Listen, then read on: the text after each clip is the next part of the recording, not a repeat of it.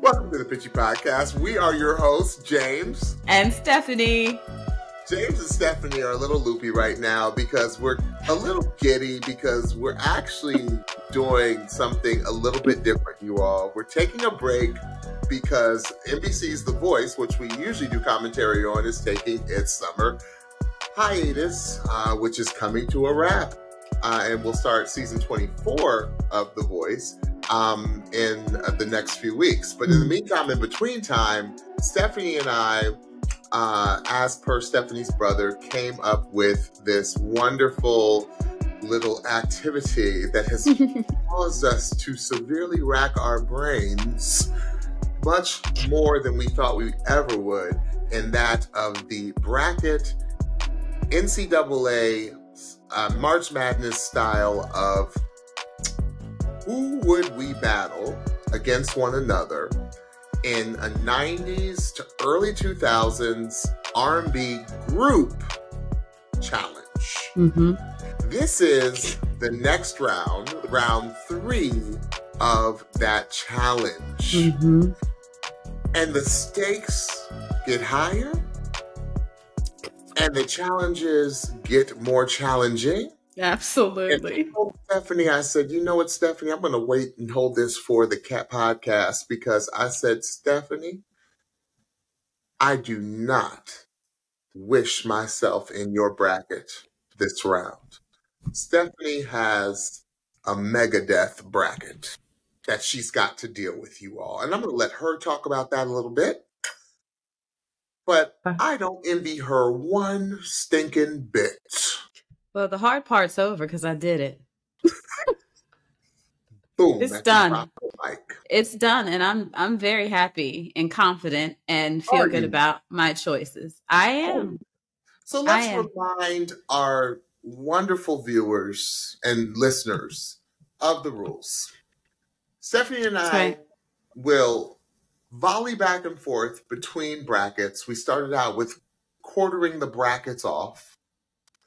And as she's displaying right now, and we, in round 1 and 2, we brought it down to the next round, and then we threw a wrench in the competition where then we switched brackets. And we had to choose in this round based off of what each of us chose in our previous brackets. Made it more challenging.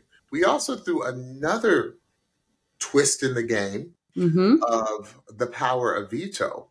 If Stephanie and or I did not agree on the other person's choice and who got to move on, we have the power of the veto. That's right. We had the power to say, nope, I don't agree with your change. Right. And so I'm going to go ahead and put the other person that you did not put through. Right. And Stephanie, tell the Pitchies what you decided to do in round 1. I had to use my veto in round 1 because James picked Tony over Boyz II Men. And upon hearing his explanation, it was a good explanation for why. Some of his explanation was that Tony's vocal could stand up to Boyz II Men vocal, and that Tony played their own instruments, which were valid points. However, based on the success of Boyz II Men then and as they are still currently touring, and for the amount of singles and albums that they have released and sold, I could not let that choice stand. So I had to use my veto and pick Boyz II Men over Tony. So I got cut. You got cut. So here we stand. But in looking at the brackets, once the quote unquote dust settled, I saw Stephanie's new bracket that she had to choose from. Yeah, let's take a look at that again. So here's what we have for Stephanie today. For me, I have In Vogue versus Boyz II Men, and TLC versus SWV, in my top bracket. As we always request, we'd love your feedback as into who you would choose in these impossible battle rounds of choices. I don't, like I said before, I don't envy Stephanie one bit, but she's got to do, and she's done what she needs to do. Yes. So here we go. Without further ado, Stephanie, I'm going to extend grace and let myself go first. Okay. Go first. Okay. Well, let's show yours then. I clicked off the screen. Let's go ahead and we saw it, but let's highlight who your first round battle is against. Because I definitely want to, Stephanie has, to me, the most difficult decision in, I think, both of our humble opinions. So I want to kind of save Stephanie's for the end. Okay. I have a feeling we're going to be discussing hers quite a bit. Yeah. So Stephanie, my first, based off of your choices from round 1 and 2, I have to battle Dru Hill in 112. And this by far was probably my most difficult battle round. And I also had to battle then in the same bracket, So For Real and Brownstone, excuse me. Yes. So Stephanie, let's jump right in. Okay. I am going with Dru Hill in 112. Dru Hill, tell me what you want. Hey! I was waiting. I was like, hey! Finish my line. Somebody's sleeping in my bed, my bed. And you got How Deep Is Your Love. And then let's not even forget about Dru Hill's contribution to monster soundtracks. We're Not Making Love from Soul Food. We're not making love no more. Oh, jeez. And a lot of people forgot about this one. But do you remember, and this was the #1 song in the country at the time, Will Smith's Wild Wild West. Dru Hill sang on Wild Wild West. I had to pull that one in. I said, I'm going to get Stephanie with this one. People forgot that Dru Hill, not Cisco, of the Thong Song, who was the breakout star from Dru Hill sang on Wild Wild West. Which I believe won the Raspberry Award for like the worst film, but that song, it was fire. And taking off of the whole Kumo D Wild Wild West. Yeah.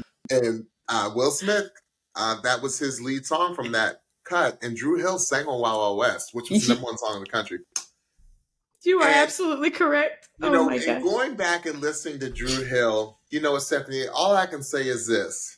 No one could sing the word yeah like Cisco. Yeah.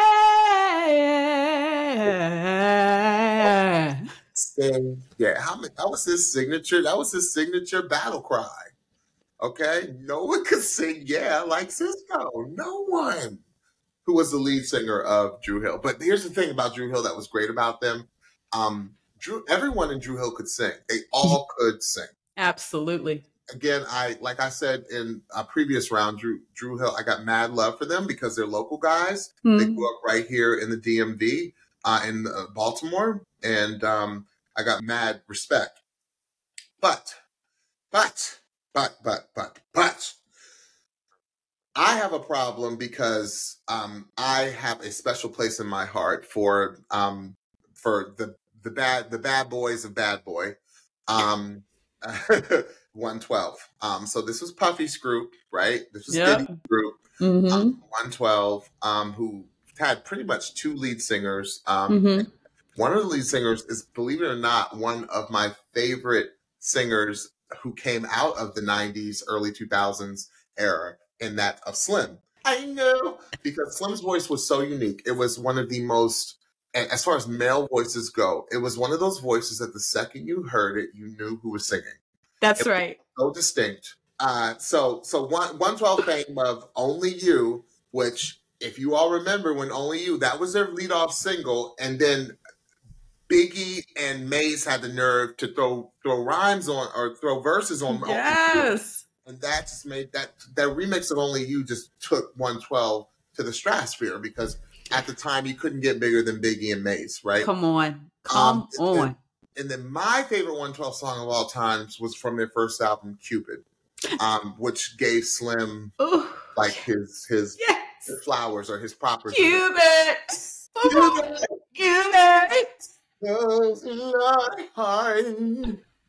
Y'all ain't ready. Remember the last time we taped, I didn't have a voice, y'all. I got my voice back.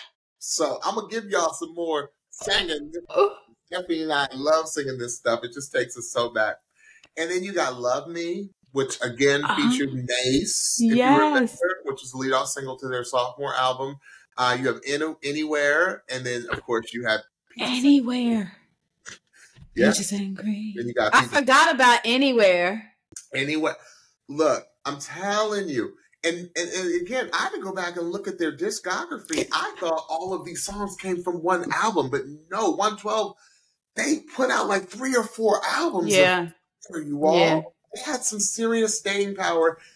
That's why, I got to pick 112 over Dru Hill, Stephanie. I got to pick 112 over Dru Hill because of Slim alone. Like, Slim over Cisco, huh? Slim over Cisco. He is one of my favorite singers. I love imitating him. And Slim, I know 112 has watched this show. And Slim, if you are watching, imitation is the highest form of flattery. Like, you are one of the people like that taught me how to sing R&B. Like, imitating you when I was a teenager, right? Yeah. It helped me become the singer that I am today. And I just love it. I just love it. I love you. I love y'all. And so I'm picking 112 over Dru Hill. Wow. My back on my Baltimore Boyz, but I had to do it, Stephanie. This was a very difficult choice for me. Where do I go? Oh, those are my boys. I can't be upset.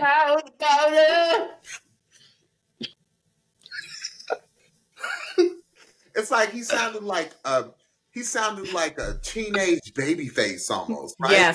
Yes. That was so incredible about Slim's voice. Oh. Yeah, I just love it. Love it, love it, love it. Yeah, 112 over Dru Hill. Okay. Ooh, that was hard. Okay, on to my next portion. We got Brownstone and Soul For Real. Brownstone, If You Love Me. Say it. I love it. Stephanie's always going to give you all that alto harmony. She will always. And then I heard it through the grapevine that you weren't feeling too fine. And I hope that you feel much better. Yes, I do. Come on. Yeah. You remember 5 Miles to Empty? Do you remember that one?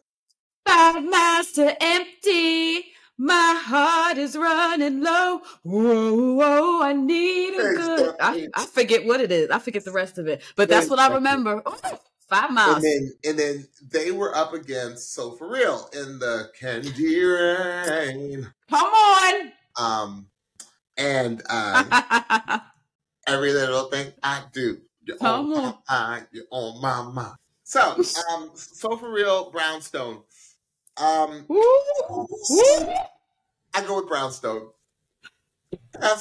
Because you know why? And because Brownstone's harmonies, Stephanie, you know I'm a fool, and you and I are both fools for harmonies, right? Yes.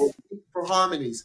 And Brownstone's harmonies were just so tight, so next level. Like they were like this. They were like if you're listening to the podcast, I'm like interlocking my fingers because that's how tight. Absolutely.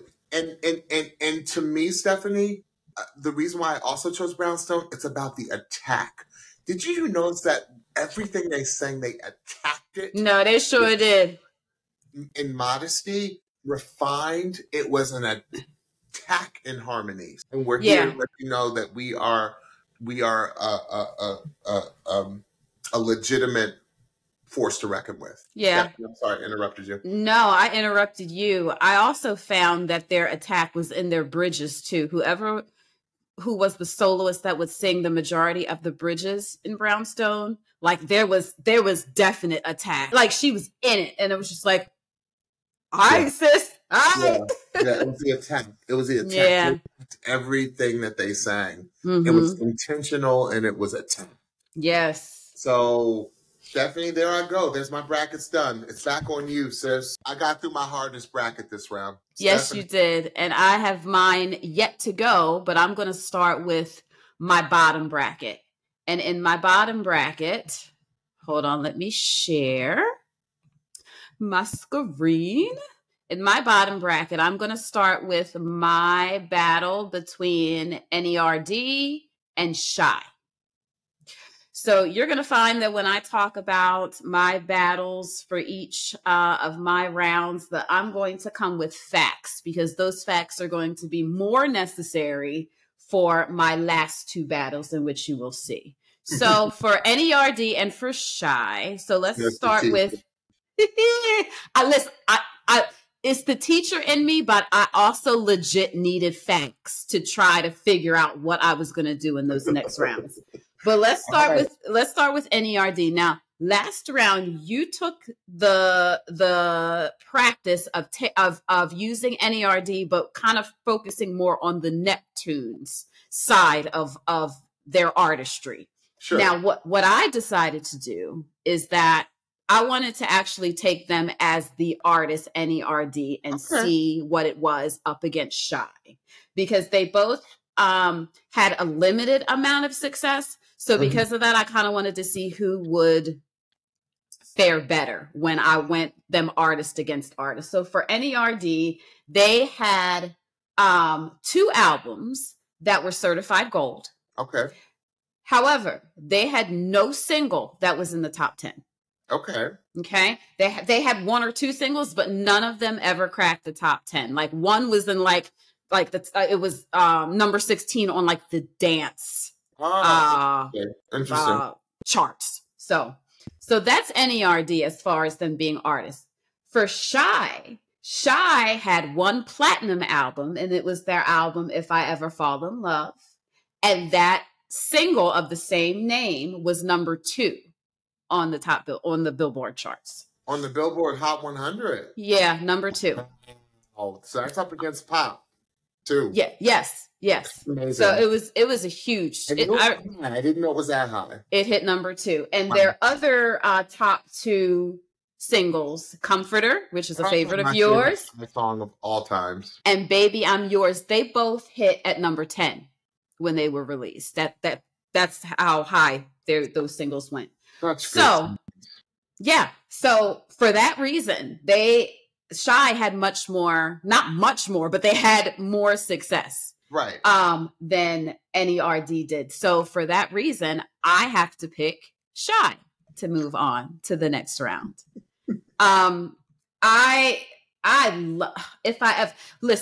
We talked about it in the last episode, I believe. They could have stopped.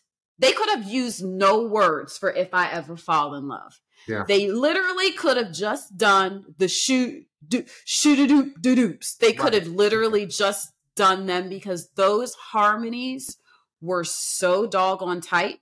Right.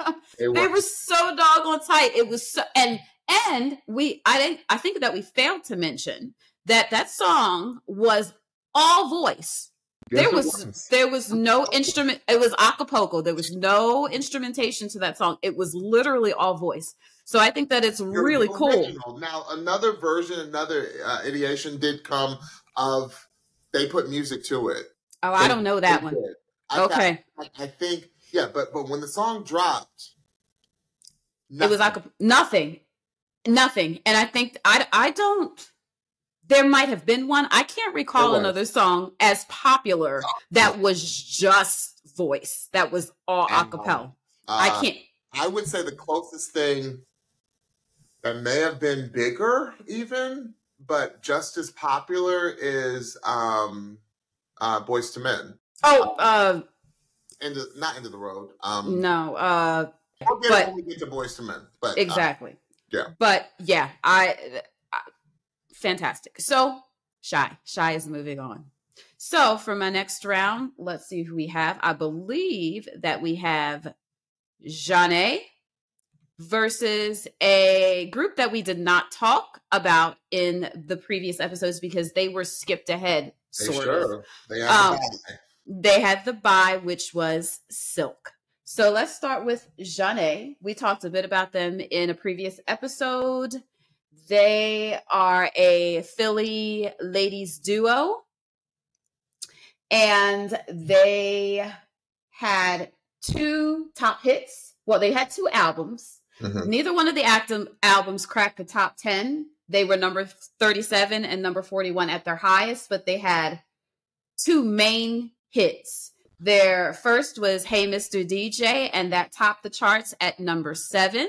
And then they had It's a Groove Thing that topped the charts at number 17. Yes. So they had a couple really, really incredible hits that I still obviously love to this day. Silk. Now, Silk was an interesting story once I started researching them. Silk is a male group from the ATL. Yep. They had, believe it or not, 7 albums. 7. Okay. So the first one, Lose Control, topped out at number 7 on the charts.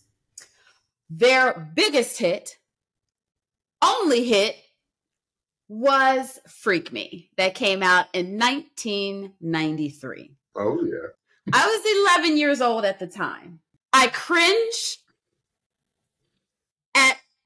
at repeating the lyrics of the chorus to you, but I will, just to give you some context on what I was singing at 11 years old. Let me do all the things you want me to do. Just tonight, baby. I want to get with you.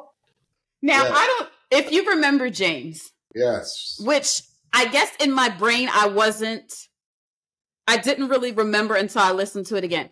The verses of this song are spoken more than anything. Yep. So the one member of the group is speaking the lyrics to the verse, while dude in the background is like hollering, like, like in the background. There's no singing in the verses. There's like ad-lib singing in the background of the lead, whatever you want to call him, saying the verses in a quote unquote sexy way. Okay. Yep. Again, this hit number 1 in 1993. They had no other one.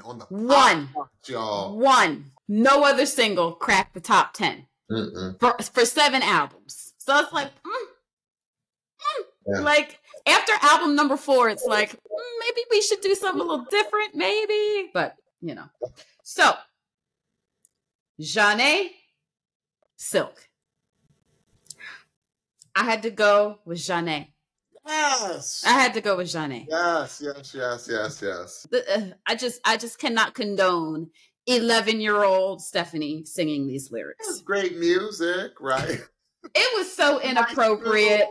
It was so inappropriate. So I have to go ahead. And frankly, I enjoyed singing the Janae songs more. And I love singing them. With your cousins, right? I'm sure you did. Oh, of course. Yeah, because Janae was 2 of them. Of course. The harmonies were just fire, y'all. Yeah, fire. Absolutely. So, simple but nice, Simple but nice. You know, we was grooving. It was a good time. Freak Me was a hit. But like me, Stephanie's not going to turn her back on her Philly girls. Because I'm turning my back on my Baltimore boys. She's not going to turn her back on her Philly girls. And she can't do it. Can't do it. University, Janae, they were there a little before me. So that was my big claim to fame when I went to Temple. Yes. I said, I'm going to the same school Janae because they were fire then. That's right. Janae was in the mid 90s. That's right. And yeah, so shout out to Philly sound. Yes. All right, Stephanie. Let's move over to my last bracket because Destiny's Child got the bye for this round. Right. So, which I'm glad, because you can't put them really up against many people and them not win. So I'm glad they got the bye. Back between Blackstreet and Ghost Town DJs. Yeah, I'm just gonna go in. Because the song "Don't Leave Me" is from Blackstreet, is one of my favorite songs, because if of the 90s, because honestly, it was holleration. Is that "Don't Leave Me, Girl"? And then, "Before I let you go far away, can I get a kiss tonight?" Okay. Yes. But then their biggest hit, which was the play on Grandma's Hands, by Bill Withers. They sampled Grandma's Hands on No Diggity, which still to this day is one of, like, it's like you put it on at a wedding or a party, like especially a multi-generational party. Everyone's on the dance floor when No Diggity comes on. That's right. From the grandest of grandma and grandpas to the babies who are just learning how to walk, and everyone in between, everyone's on the dance floor with No Diggity. That's right. It's just a bop. Yes. So there's no competition. I love the DJs. I love Ghost Town DJs. I love them. And I think of you, baby. When your game is on, give me a call, boo. If your love is strong, gotta give my all to you. Here's the thing, y'all.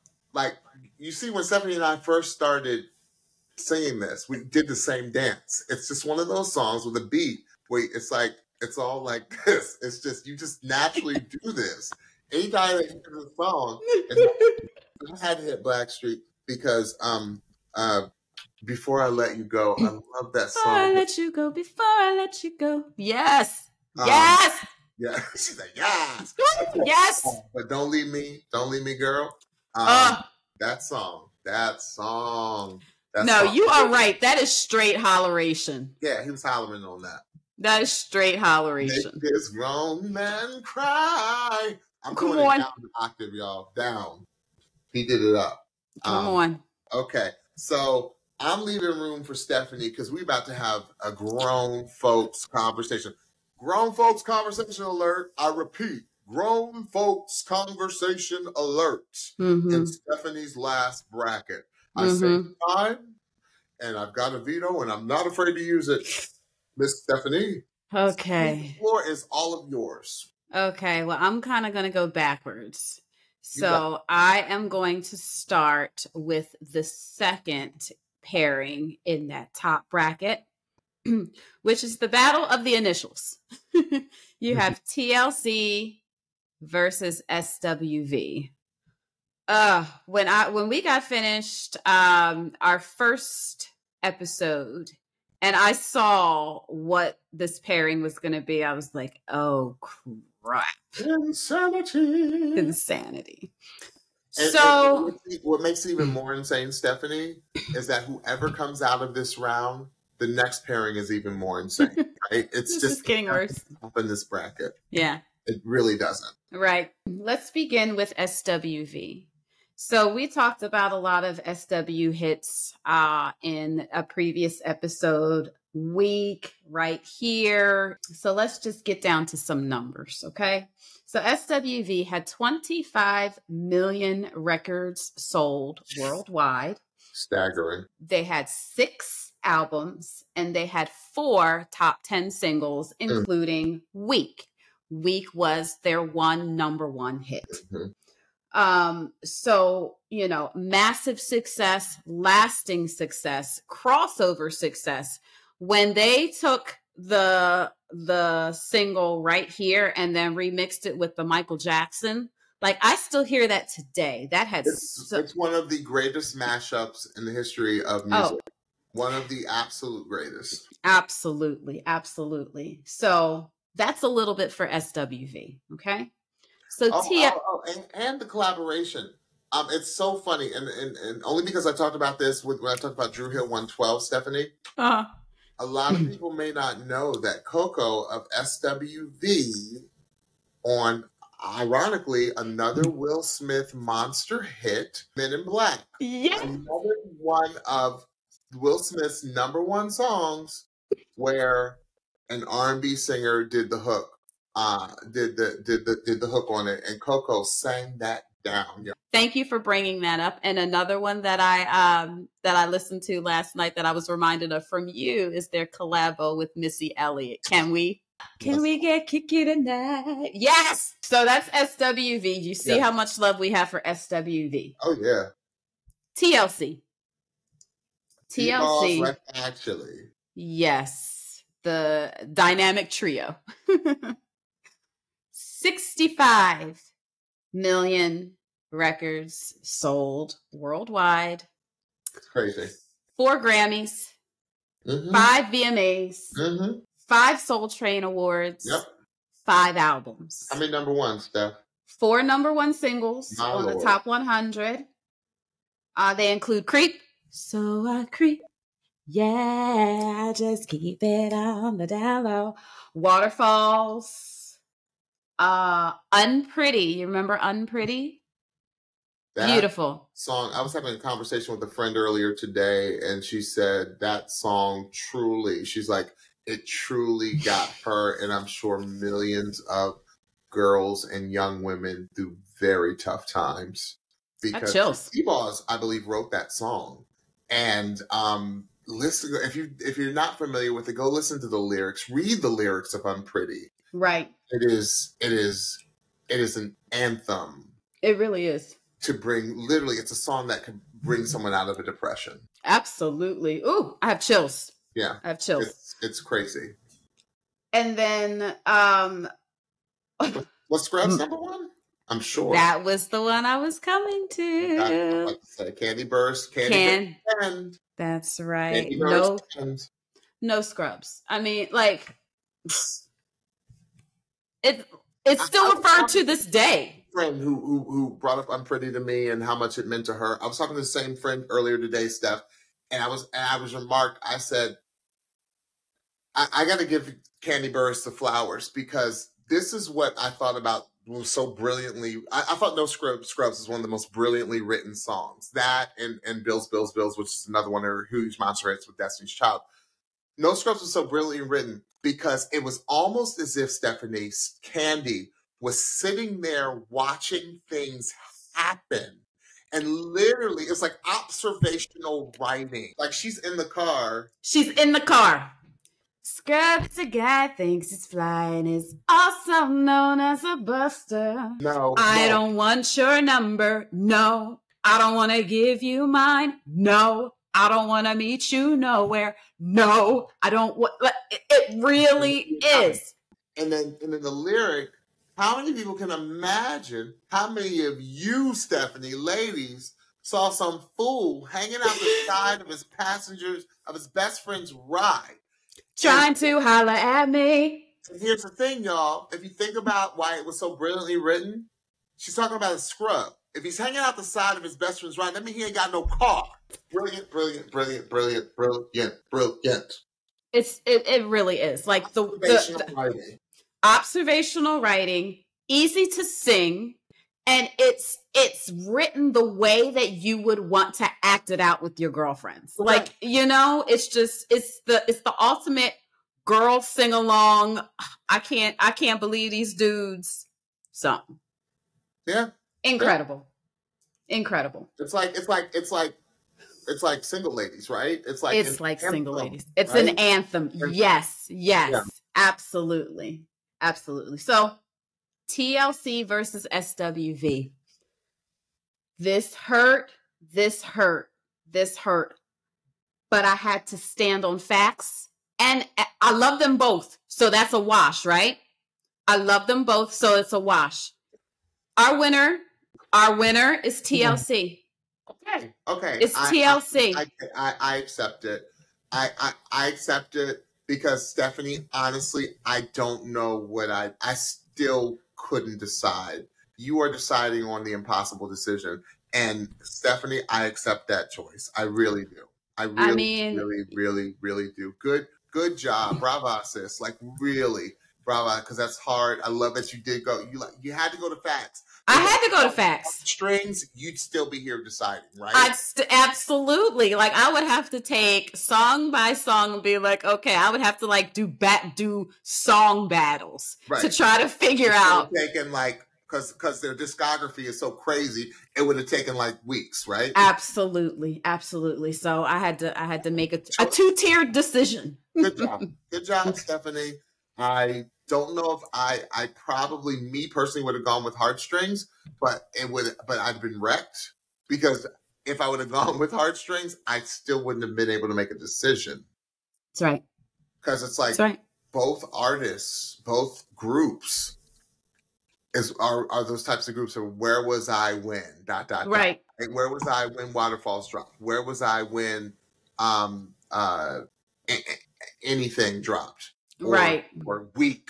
Right. You know. See, and that's why I couldn't go on Heart, because Heart was even. Like, this was one half of my heart and this was the other half. Like, they both had my whole heart. Yeah. So I had to go on stats. Okay. All right. Okay. Here we go. So this is my last battle. This is my last match. We have En Vogue versus Boyz II Men. This is the one that James and I are both dreading. This is the one that made me go to Wikipedia and say, I'm going to need all the facts. Because En Vogue, what do you say? Boyz II Men, what do you say? We said a lot about both of them when we talked about them in the previous episodes. So it was just like... Would you say, Stephanie, and maybe, I don't know if you saw this in your fact digging, the biggest female and the biggest male R&B groups of the 90s, I would say? Close. Okay. Close. We will run down those facts right now. Okay, let's go. So let's start with our ladies. Ladies first, let's start with En Vogue. And I literally have a scroll down note section of notes for just this battle. So En Vogue. En Vogue had 20 million records sold worldwide. The group won, and all these facts are from Wikipedia. Shout out to Wikipedia. They had 7 MTV Music Awards, 3 Soul Train Awards, 2 American Music Awards, and they received 7 Grammy nominations. They had nominations, not 1 Grammy. And I checked, and I checked, and I checked, and I checked. I'm going to give the 90s Home Alone. Oof. I found that funny that it just said nominations, but yeah. Shame on you, Grammy committee. Shame on you. I know. I'd be interested to see. I didn't do the research to see who they were up against and who beat them. It better been like Whitney. It better have been. They had 7 albums, including a Christmas album. And they ranked as the 2nd most successful female artist, TLC being number 1. Oh, of course. I didn't even think TLC would have been number 1. Yeah. Because was SWV-3? It kind of varies. So all the things that I saw, I had to use multiple sources for this. Sure. And they all kind of like were going between TLC and Vogue. Spice Girls at the time were very popular. So it was kind of, but what I found was TLC was most consistently number 1, with En Vogue being most consistently number 2 for the 1990s. Research, I appreciate that. Come on, 20 million albums is staggering. That's diamond status, right?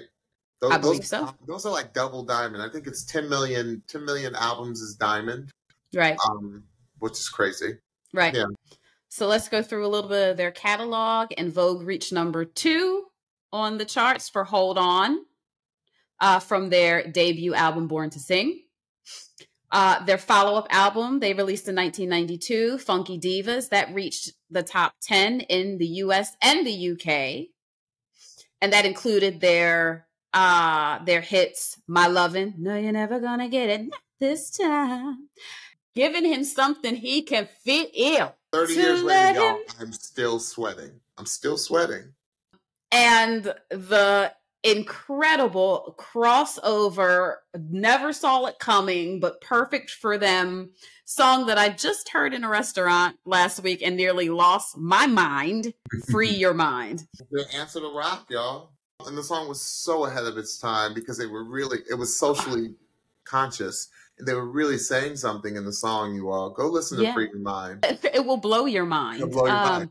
It will blow your mind. Yes. The level of skill and incredible vocal range and choices of every last one of those ladies was absolutely incredible.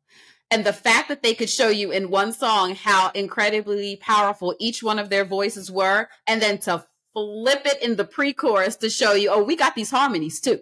Listen, holleration. Holleration. We're going to make some holleration t-shirts and cups. And Don, Cindy, Max, and Terry. Woo!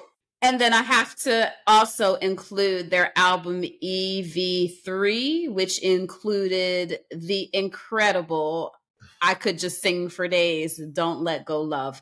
From which soundtrack? Set It Off. Set It Off. I thought that song was number one.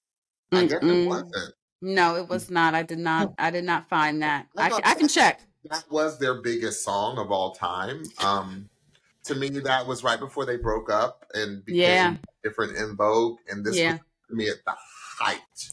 This is the one that everyone remembers with In Vogue. Because the video was fire, and the vocals were fire, and they all sang on it again, and it was just, they looked amazing, and it was just, and it was a fantastic movie. If you haven't seen it, I was sad, but it was fantastic. Yeah, and in an era where video was so important, the video was not only like really cool and really sexy and really powerful, it was surprising too. Like there was a surprise about it. I was like, oh no. So if you don't know where we're talking about, I think I might link the video in our show notes. So in and out of my mind and out of my mind and out of my mind. Okay, so we could talk for days about In Vogue, but those are my stats on In Vogue. Okay. Moving on to my Philly boys, Boyz II Men. End of the Road was the song, was it? No. Oh, no, It's So Hard to Say Goodbye. I knew I'd remember it when we got to them. Back from the Shai conversation, yes. 100% Acapulco. Thank you. Thank you very much. Boyz II Men.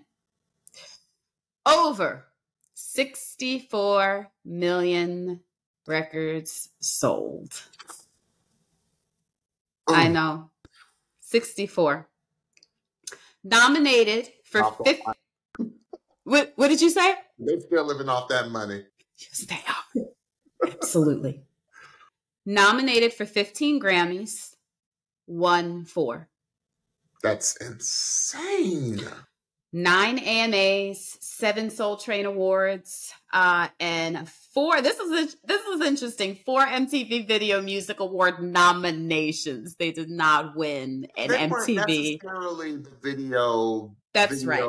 Mavericks, right? That's right. Weren't the Madonnas, the Michael Jacksons, the Janets. Yes. Yes. Where the video was an event, right? That's right. And so you got, in my opinion, like Water Runs Dry, when they did the hook on Hey Lover for LL Cool J. I do remember those videos. Bended Knee. Now, I do remember Bended Knee. Of course you do. Come on. Boyz II Men had 12 albums, including their Christmas album. Their number one single, End of the Road. What the weather will bring. Let it snow. Let it snow. Let it snow. Come on. We're inching towards that season right now. Their number one single, End of the Road, was released in 1992, and that topped the charts. This was interesting. What mind you was from the Boomerang soundtrack. Yes. Originally from the Boomerang soundtrack, End of the Road. Yes. This was an interesting stat here. End of the Road set a new record for longevity, holding the number one spot on the top 100 for 13 weeks. And then they broke this record with I'll Make Love to You and One Sweet Day with Mariah Carey. Yep. They broke it with themselves. With themselves. This is one of the most insane and staggering stats. Like, this is of all time, you all. That's right. That's right. Elvis. This is the Beatles. This Jackson. This is Prince. This is beating Whitney. It's beating everyone. They broke their own records. Twice. I'll Make Love to You was on the charts at number 1 for 14 weeks. One Sweet Day with Mariah Carey was 16. And ridiculous. I don't know. I'm trying to think of what broke it. I'll have to look that up. I'm going to look that up. I don't know what broke it. Yeah. For a very long time. Yeah. Yeah. It says. Keep talking, Steph. I'm with you. Okay. When On Bended Knee took the number 1 spot away from I'll Make Love to You, they became only the third artist to ever replace themselves at the top of the Billboard 100. The Beatles and Elvis were the only other artists to replace themselves like that. So I'm talking. I got a very interesting stat. You will never guess the only song that beat One Sweet Day. And what was it? It's a recent song. What is it? Like within is it Adele? No. Oh. It's I'll give you a big clue. It is a rap country song. Riding on a horse. Old Town Road is the Old Town Road. 19 weeks at number 1. Old Town Road is the longest running number 1 song of all time. Only to be beaten by, there were 3 songs that tied Mariah. Excuse me, 2 songs. Morgan Wallen Last Night, which was this year. Okay. 16 weeks at number 1. And Despacito? Despacito, excuse me. Yes, Despacito. Yeah. So Despacito and Last Night by Morgan Wallen tied One Sweet Day. Okay. The song to beat One Sweet Day of all times is Lil Nas X, Old Town Road. Can nobody tell me nothing? Okay. That's crazy. Okay. That's insane. That record was not broken for 22 years. Yeah. For Despacito. That's right. 22 years. Despacito. Now, that was a hot song too. Go ahead, Justin Bieber. Shout out to 22 years. Yeah. That's a long time. That's a long time. So, In Vogue versus Boyz II Men. Again, I'm going to put up the 2 pieces of my heart. I can't go with my heart because In Vogue has the little left piece. Boyz II Men has the little right piece. And even though Boyz II Men are my Philly boys, like, I love me some In Vogue and their impact on the 90s as far as R&B, as far as pop, as far as crossover, as far as women empowerment, and all of it is so great that can't be diminished either. The facts are the facts and the stats are the stats. Boyz II Men was just absolutely ridiculous as far as the singles and the songs that they put out and the massive effect and the massive just how they crossed over around, made new records. You can't deny the facts and the numbers. So I'm going to have to go with my Philly boys and go with Boyz II Men.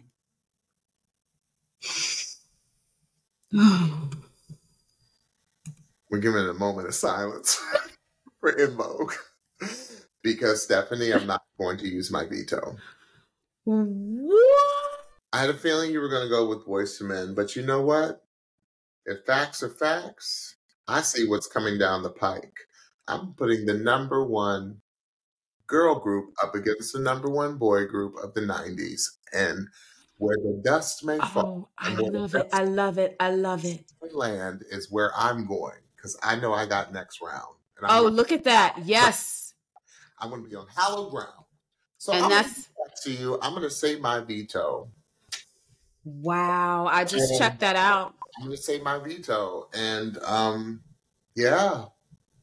I can't, my heart is broken because Stephanie knows how much I adore, like how big of an impact En Vogue had on my life. Right.